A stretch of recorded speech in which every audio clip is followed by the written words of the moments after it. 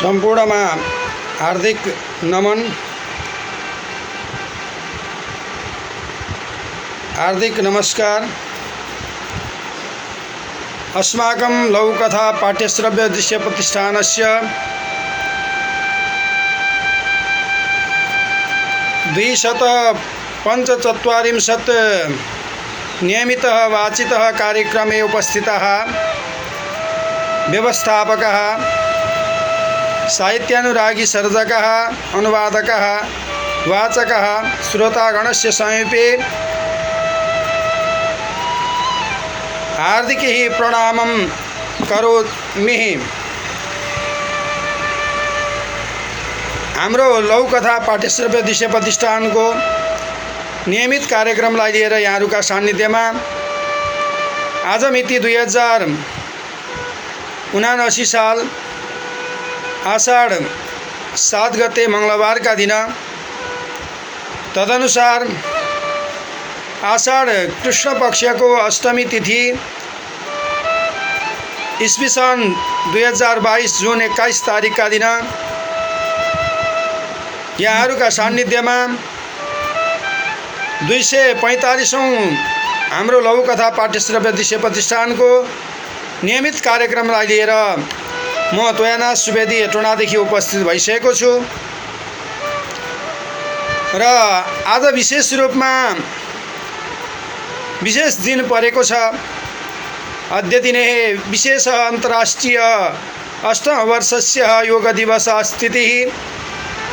आज विशेष अन्तर्राष्ट्रिय योग दिवस रहेको छ। आज योगेन मानवाय हितं करोतीति, योगले मानिसलाई चाहिँ हित गर्ने काम गर्दछ। युज योगे व्युत्पत्ति अनुसार योग शब्द निर्माणं भवतीति र युज योगे धातुबाट योग शब्द बन्दछ, जसको अर्थ हुन्छ जोड्नु भन्ने। र जसले यसरी आत्मालाई लगेर परमात्मामा जोड्ने अथवा सारा इन्द्रियहरूलाई निरोध गर्ने काम गर्दछ, त्यसलाई नि योग भनेर भनिन्छ। र योगको विशेष परिभाषामा योगः चित्त वृत्ति निरोधः भनेर यसरी चाहिँ उल्लेख भएको पाइन्छ पातञ्जलि योग शास्त्रमा। र जसले मनलाई वा चित्तलाई यताउता गर्नबाट रोक्नुलाई नै हामी योग भनेर भन्दछौँ। र योगका 8 अङ्गहरू रहेका छन्। यम, नियम, आसन, प्राणायाम, प्रत्याहार, धारणा, ध्यान, समाधि। यम, नियम, आसन, प्राणायाम, प्रत्याहारलाई क्रियायोगका रूपमा मानिन्छ भने ध्यान, धारणा र समाधिलाई ध्यान योगका रूपमा यसरी चाहिँ स्वीकार गरिन्छ। र आज विशेष भौमाष्टमी पनि रहेको छ। भौमाष्टमी व्रत आजैका दिनमा मानिन्छ। त्यस्तै तरहले गोरखकाली पूजा पनि आजै गरिन्छ। देवपाटनमा त्रिशूल यात्रा भलभल अष्टमी भनेर पनि भनिन्छ। अन्तर्राष्ट्रिय योग दिवस पनि आजैका दिनलाई यसरी मानिने भएका कारणले गर्दाखेरि र सबैमा हार्दिक प्रणाम गर्दै र हार्दिक नमस्कार टक्र्याउँदै र यहाँहरूका सान्निध्यमा 245औं लघुकथा पाठ्यश्रव्य दृश्य प्रतिष्ठानको नियमित कार्यक्रम लिएर यहाँहरूका सान्निध्यमा उपस्थित भइसकेको छु। म र आदरणीय व्यक्तित्वहरू उपस्थित भइसक्नु भएको छ। हेम पोखरेल नमस्कार गुरु भन्नुहुन्छ, हजुरलाई पनि हार्दिक स्वागत र हार्दिक नमस्कार पनि टक्र्याउँदछु। चेतना दाल पनि उपस्थित भइसक्नु भएको छ, नमस्कार भन्दै उहाँलाई पनि म हार्दिक नमस्कार र हार्दिक स्वागत गर्दछु। त्यस्तै तरहले लक्ष्मी रिजाल हाम्रो आदरणीय यस लघुकथा पाठ्यश्रव्य दृश्य प्रतिष्ठानको व्यवस्थापक हुनुहुन्छ र उहाँले पनि नमस्कार भनेर भन्दै हुनुहुन्छ। उहाँलाई पनि म हार्दिक स्वागत र हार्दिक नमस्कार गर्दछु। र अब ढिला नगरिकन आज हाम्रो लघुकथा पाठ्यश्रव्य दृश्य प्रतिष्ठानमा 245औं श्रृङ्खलामा वाचन हुने विभिन्न लघुकथाहरू रहेका छन् र यिनै लघुकथाहरूको सेरोफेरोमा रहेर म आजको नियमित कार्यक्रमलाई अगाडि बढाउन गइरहेको छु। र आदरणीय व्यक्तित्व हुनुहुन्छ, व्यवस्थापक हुनुहुन्छ, सर्जक हुनुहुन्छ नन्दलाल आचार्य। उहाँको पहिलो कथा रहेको छ योग भन्ने आज वाचन हुने र यस लघुकथालाई विशेष रूपमा मन पराइदिनु भएको छ अथवा रोजिदिनु भएको छ लक्ष्मी रिजालले र उहाँप्रति म हार्दिक आभार व्यक्त गर्दै यो पहिलो लघुकथा रहेको छ आज वाचन हुने। त्यस्तै तरहले दोस्रो लघुकथा रहेको छ आज वाचन हुने को दोषी भन्ने निरज कोइरालाको। त्यस्तै तेस्रो लघुकथा रहेको छ आदरणीय सर्जक राजकुमार कार्कीको अचम्मको सपना भन्ने र त्यस्तै चौथो लघुकथा रहेको छ आज वाचन हुने उत्तम जुनी भन्ने देवप्रसाद थापा मामाको र पाँचौं लघुकथा रहेको छ मागेको साम्राज्य भन्ने आदरणीय सर्जक दिनेश निरौला ज्यूको यिनै लघुकथाहरूको सेरोफेरोमा रहेर म यहाँहरूका सान्निध्यमा आजको 245औं लघुकथा पाठ्यश्रव्य दृश्य प्रतिष्ठानको नियमित कार्यक्रमलाई अगाडि बढाउन गइरहेको छु र आदरणीय सर्जक हुनुहुन्छ, आदरणीय व्यक्तित्व हुनुहुन्छ राजकुमार कार्की र उहाँको आज लघुकथा वाचनमा परेको छ। उहाँलाई पनि म हार्दिक स्वागत र हार्दिक आभार व्यक्त गर्दछु। र अब ढिला नगरिकन आज विशेष रूपमा अन्तर्राष्ट्रिय योग दिवस भएका कारणले गर्दा पहिलो लघुकथा रहेको छ आदरणीय सर्जक व्यवस्थापक हाम्रो लघुकथा पाठ्यश्रव्य दृश्य प्रतिष्ठानका नन्दलाल आचार्यको योग भन्ने र कथा यस प्रकार सुरु हुन्छ। उसले आफ्नो स्वभाव बिल्कुलै परिवर्तन गर्यो। परिवार र आफन्त छक्क परे। बिहान 8 बजे उठ्ने 4 घण्टा पहिले नै उठ्न थाल्यो। जतिखेर पायो त्यतिखेर जे पायो त्यही खाने मान्छे सूर्योदयभित्र मात्र सीमित खान थाल्यो। जोसँग पनि विवादमा अग्रसर हुने मान्छे सीमित कुरा गरी विवाद स्वतः निर्मूल गर्न थाल्यो। मासुजन्य परिकारमा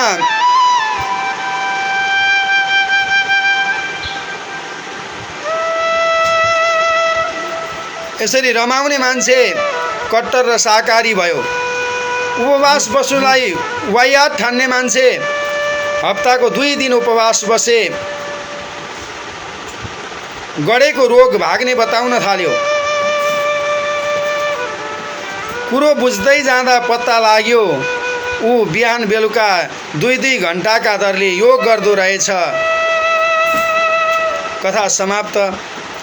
विक्रम सम्वत 2079 साल आषाढ 7 गते सृजनाकुटी सिराहामा रहेर रचना गर्नुभएको योग भन्ने लघुकथा रहेको छ।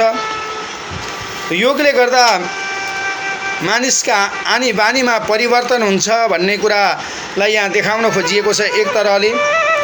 अर्को योगका कारणले गर्दा खानेकुराहरूमा पनि उसले संयमता अपनाउन थाल्दछ भएर त्यसलाई पनि देखाउन खोजिएको छ। मासु अथवा मांसाहारी व्यक्ति अथवा मासु भनेपछि हुरुक्क हुने व्यक्ति, शाकाहारी भनेको दृष्टान्त पनि यसरी चाहिँ योगकै कारणले गर्दा रहेको छ। उपवासले रोग निको भएको कुरा देखाउन खोजिएको छ यहाँ र योगले आत्मालाई परमात्मासँग जोड्ने अथवा मन मस्तिष्कलाई यसरी निरोध गर्ने अथवा रोक्ने अथवा सारा इन्द्रियहरूका छरिएर रहेका इन्द्रियहरूका चाहिँ विभ्रान्त पक्षहरूलाई यसरी सम्भ्रान्त बनाएर यसरी रोक्ने काम योगले गर्दछ। र त्यसकारणले गर्दाखेरि मानिसले योग गर्नुपर्दछ भन्ने विषयवस्तुमा आधारित भएको योग लघुकथा रहेको छ र अत्यन्त मार्मिक लघुकथा रहेको छ।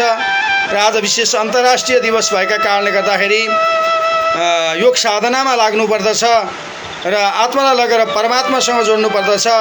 सारा इन्द्रियहरूलाई यसरी चाहिँ निरोध गर्नुपर्दछ, चित्तलाई मनलाई निरोध गर्नुपर्छ भन्ने यसरी भाव यो लघुकथामा पाइन्छ। आदरणीय सर्जकप्रति हार्दिक आभार व्यक्त गर्दछु र हामीलाई माया गर्नुहुने आदरणीय सर्जकहरू र आदरणीय व्यक्तित्वहरू उपस्थित भइसक्नु भएको छ।